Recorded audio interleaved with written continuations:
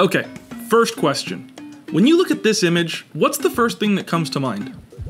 It's probably not Pokemon.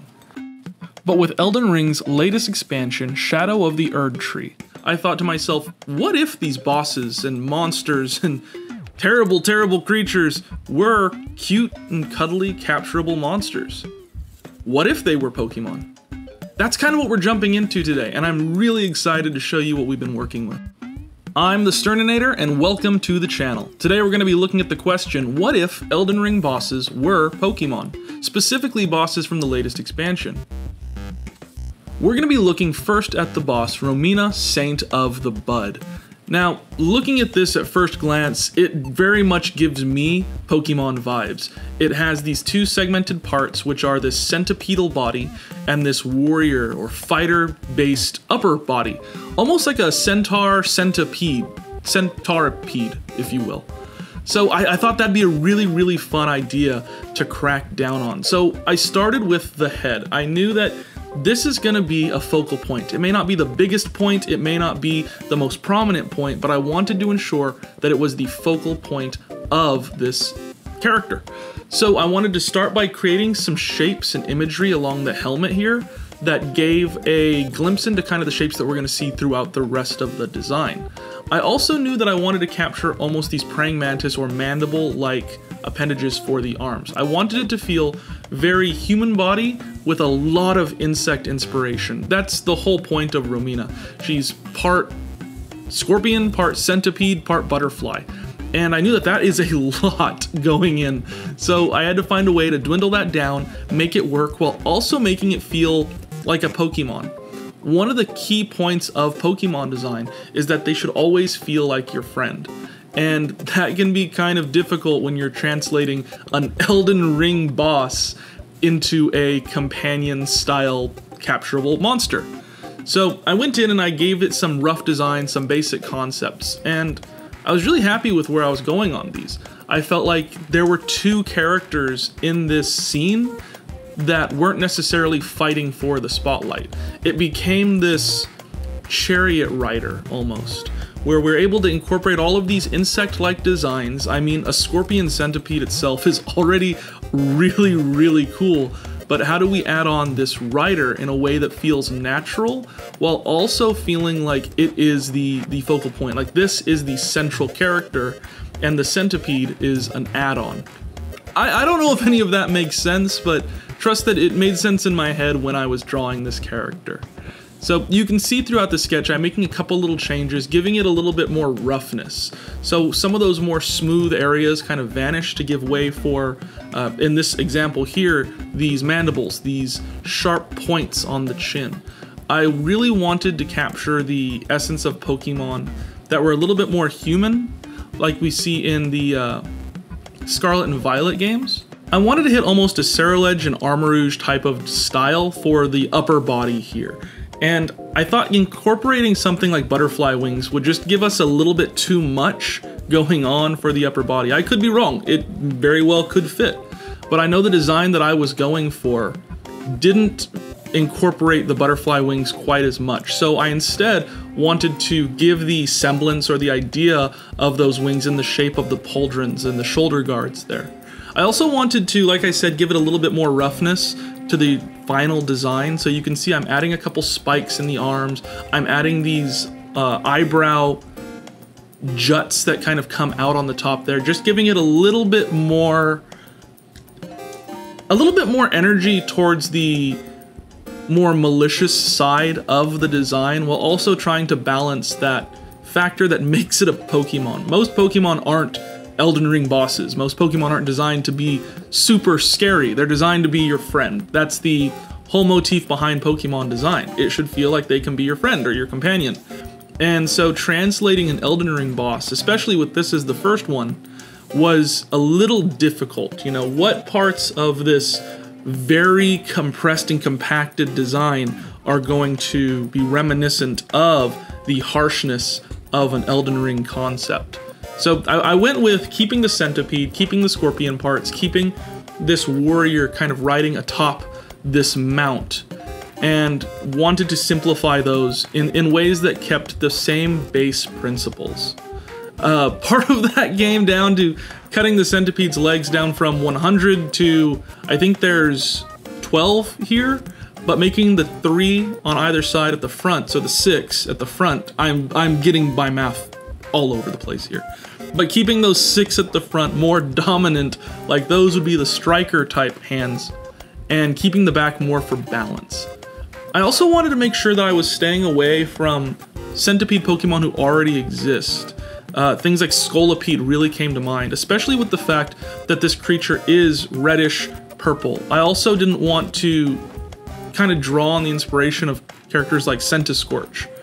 So it became this weird balance of what do I know works, what works in Elden Ring that can translate to Pokemon, and what isn't copying an already existent design. And that's kind of why I went with this more bulky headed centipede. I know the centipedes that we have in-game already tend to have this more narrow approach, but with this being a centipede that devolved into a scorpion towards the tail, I wanted it to be very front heavy, almost like a vehicle. And that really added to this whole mount type system that I was going for, where the upper body of this Pokemon is almost driving the lower part.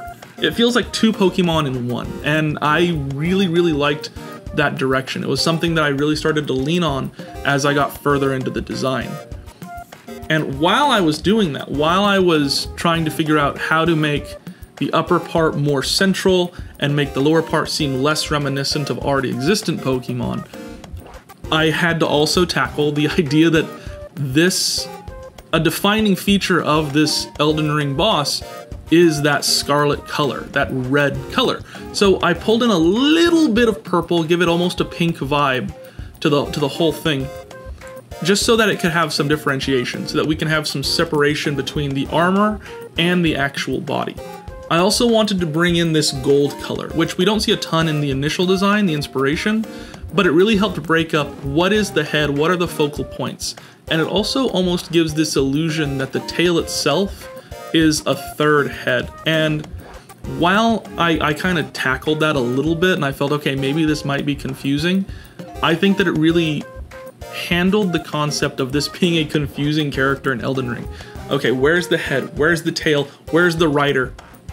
And I think with a predator, like a scorpion, or like a centipede, or even like a person, having that base of confusion to your opponent is a really big deal. I think it really adds into the lore of this Pokemon.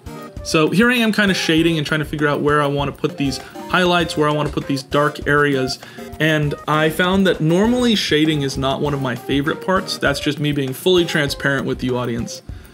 But here I really enjoyed it. There were so many fun angles to tackle that it really made it easier. And I think a lot of that comes from this being a much more armored Pokemon. I don't go for armor a ton. If you watch my other videos, you'll see that I tend to go more for things that are rounded, more like vases or more like planetoids and animals and things like that. But this being so armored and so already segmented, it gave me a lot of ease with the shading process. It allowed me to know where cuts are supposed to happen and easier ways to divide where a harsh light coming in is and where something like a softer light coming in are. So it really worked out kind of in my favor, and at this point I think I was really starting to realize and figure out who this character is. They feel almost legendary, if not fully legendary. Maybe mythic in some ways. I didn't know if I wanted to go for that, but at the moment I was like, this is really hitting some motifs that I really like. And yeah, I really fell in love with this design. I wish that it were an original concept not inspired by Elden Ring. That's how much that I enjoyed it, but it came out really good, and I'm really happy with it. So we have Romnipede. Romnipede is the Elder Insect type Pokemon. And another thing that I wanted to give this to draw on that Elden Ring inspiration was an ability called Crimson Mist. So this Pokemon actually doesn't have multiple abilities, doesn't even have a hidden ability, but it has this Crimson Mist ability.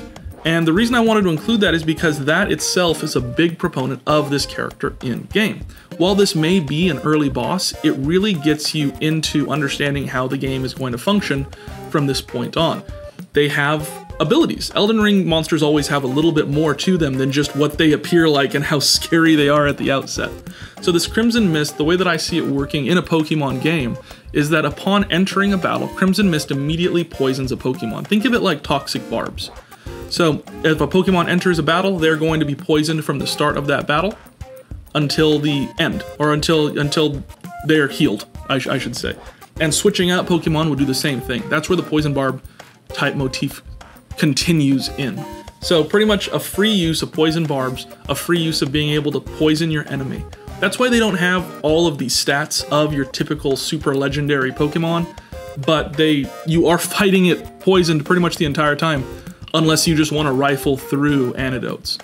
But yeah, so here's the first in our line of Elden Ring Pokemon. If you're here looking for our astrology Fakemon, rest assured those are still coming. Pisces is still next. I had a little bit of a roadblock on that, or a mental block on that, but that is coming. I'm super excited about it.